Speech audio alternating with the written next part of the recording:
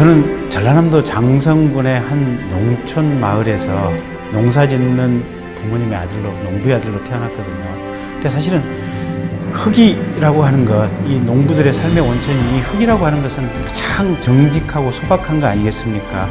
우리가 정성을 기울이는 땀방울을 흙에 쏟는 그만큼 그대로 수확이 나오는 것이어서 결국은 농부들처럼 소박한 마음, 농부들처럼 정직한 마음으로 의정활동을 하고 대한민국의 공직자로서 국민을 위해서 최선을 다하는 것, 그게 제가 국회의원으로서 가장 근본이 되는 마음 자세로 활동할 것이다. 예, 저는 이번 20대 국회의원 선거에서 광주 북구 갑 선거구에서 국민의당으로 당선된 김경진 당선인입니다.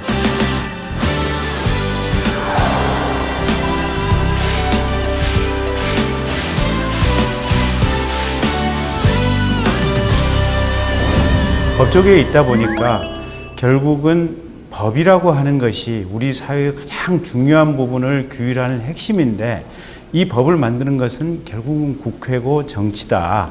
그리고 법조인들은 만들어진 법을 적용하는 그 역할에 불과하다.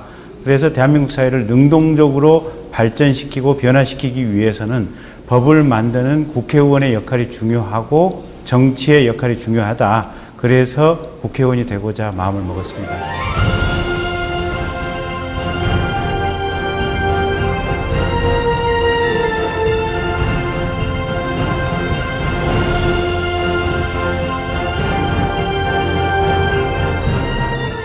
(2012년도) 국회의원 선거에도 이제 당시에 출마를 결심을 하고, 그때 이제 민주당으로 공천 신청을 했었는데 면접 심사하고 그냥 경선에 이렇게 배제되면서 탈락을 당했었거든요. 그래서 내가 사법고시를 합격했고 또 검사, 부장검사 생활을 하면서 대가 없이 공직 생활을 했고, 또 검찰 내에서는 모범검사라고 하는 표창도 받았고, 여러 가지 내부에서는 많은 실적과 이제 좋은 어떤 이렇게 평가를 받았음에도 불구하고 이 면접 이후에 경선도 못 들어가고 탈락을 당했다. 이런 상황 때문에 굉장히 좀 좌절하고 분노를 했었습니다.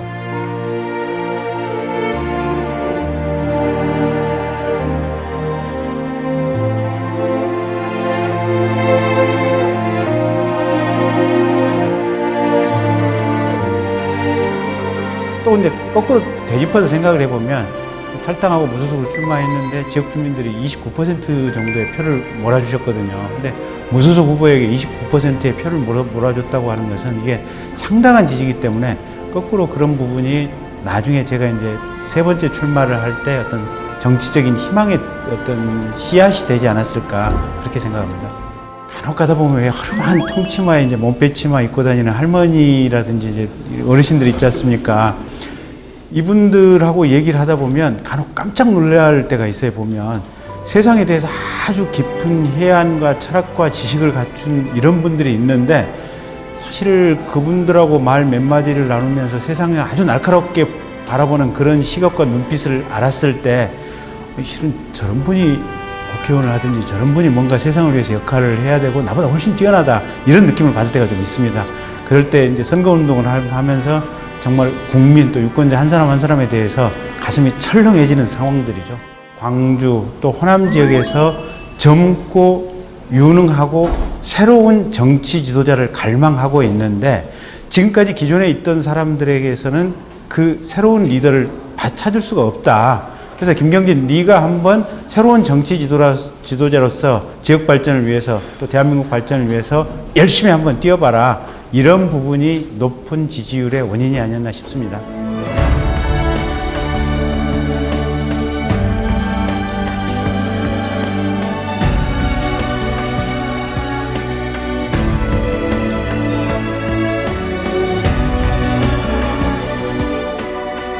가장 큰 공약은, 첫째는 우리나라가 지금 이 복지 수요는 많은데 사실은 재정은 굉장히 지금 취약한 상태 아니겠습니까? 국가 빚이 늘어나지 않게 또 적정하게 세금을 잘 걷는 것이 중요해서 법인세를 사실은 24, 5% 정도로 원상 회복하겠다라는 공약을 국민들에게 했고요.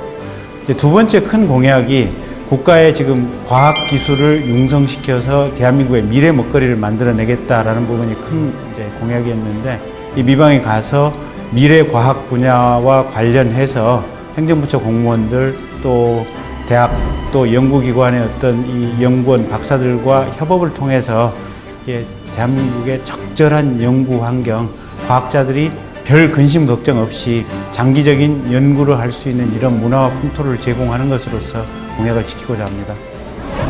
우리나라의 가장 이제 심각한 문제는 한 두 가지 정도인데요.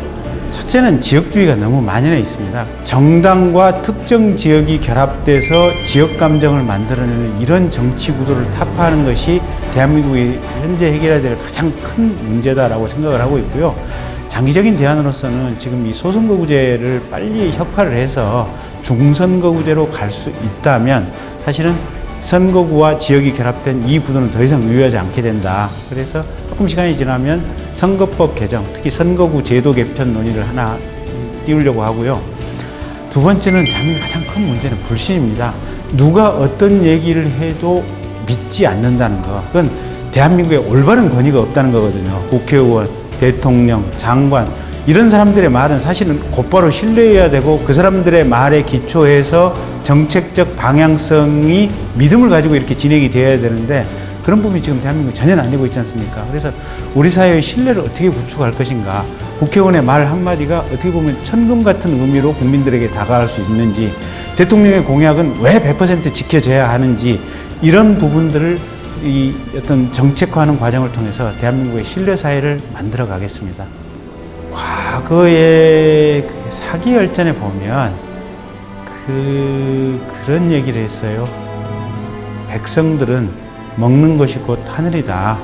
요새로 말하면 경제 이슈, 생활 이슈 이런 것들이 국민들의 가장 중요한 부분이다라는 것이 사실은 춘추 전국시대도 그렇고 2016년의 대한민국도 그렇고 일맥상통하는 부분들이거든요. 보면 정치라고 하는 것은 사실은 리더들이 끌고 가야 되는 부분이고 이 정치를 통해서 우리가 만들어내야 될 세상은 결국 국민들이 넉넉하고 편안한 마음으로 살아갈 수 있는 이런 물적 토대를 제공해주고 문화를 만들어주는 거 아니겠습니까? 그래서 이 사기책에 나와 있는 국민들은 먹는 것이 곧 하늘이다 라는 문구가 가장 이렇게 마음속에 새기고 정치를 하는 구절입니다.